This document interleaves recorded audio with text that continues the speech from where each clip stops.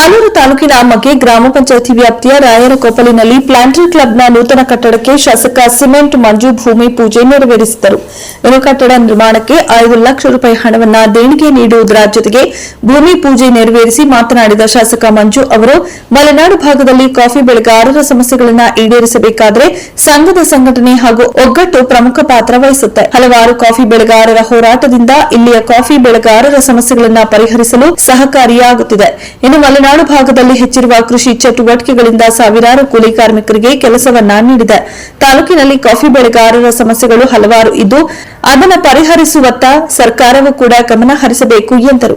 ಇನ್ನು ಕಾಡಾನೆ ಸಮಸ್ಯೆ, ಕಂದಾಯ ಇಲಾಖೆ ಸಮಸ್ಯೆ, ಮಳೆ ಅಭಾವ ಹಲವಾರು ಸಮಸ್ಯೆಗಳಿದ್ದು ರೈತರ ಕುಂದುಕೊರತೆಗಳ ಬಗ್ಗೆ ಚರ್ಚೆ ನಡೆಸಲು ಒಂದು ಕಟ್ಟಡದ ಅವಶ್ಯಕತೆ ಇದೆ ಎಂದು ಹಲವಾರು ಕಾಫಿ ಬೆಳೆಗಾರರ ಹೋರಾಟದ ಫಲವಾಗಿ ಇಂದು ಸಂಘದ ಕಟ್ಟಡ ನಿರ್ಮಾಣ ಮಾಡುತ್ತಿರುವುದು ಸಂತೋಷದ ವಿಷಯ.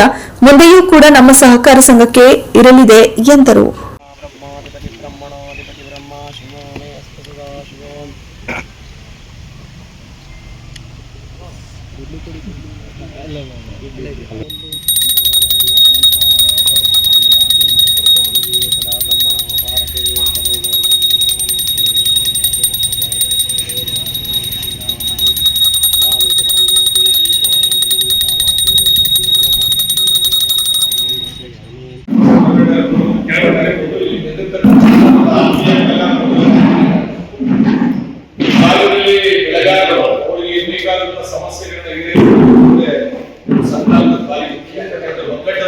ಮಾತ್ರ ನಾವು ಕರ್ಕೊಬಹುದು.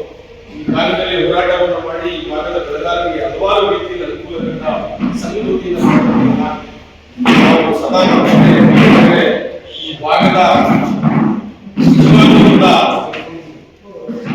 ಕೃಷಿ ಚಟುವಟಿಕೆ ಅಂತ ಹೇಳಿದ್ರೆ ಈ ಭಾಗದಲ್ಲಿ ಹೆಚ್ಚಿನ ಭಾಗ ಕಾಫಿ ಬೆಳೆಗಾರರು ಈ ಭಾಗದಲ್ಲಿ ಕಾಫಿಯನ್ನು ಬೆಳೆದು ಸಾವಿರಾರು ಜನರಿಗೆ ಕೆಲಸವನ್ನು ಕೊಟ್ಟಿದ್ದಾರೆ.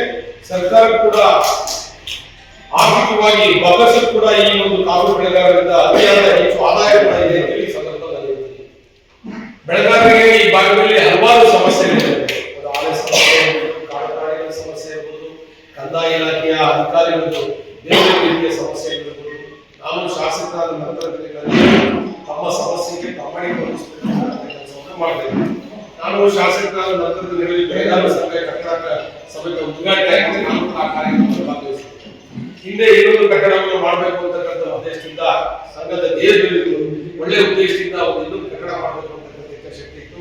ಈ ಸಂದರ್ಭದಲ್ಲಿ ನಾನು ಕೂಡ ಈ ಸಂಘಕ್ಕೆ 5 ಲಕ್ಷ ರೂಪಾಯಿ ದೇಣಿಗೆಯನ್ನು ಕೊಡೋದ್ರ ಮುಖಾಂತರ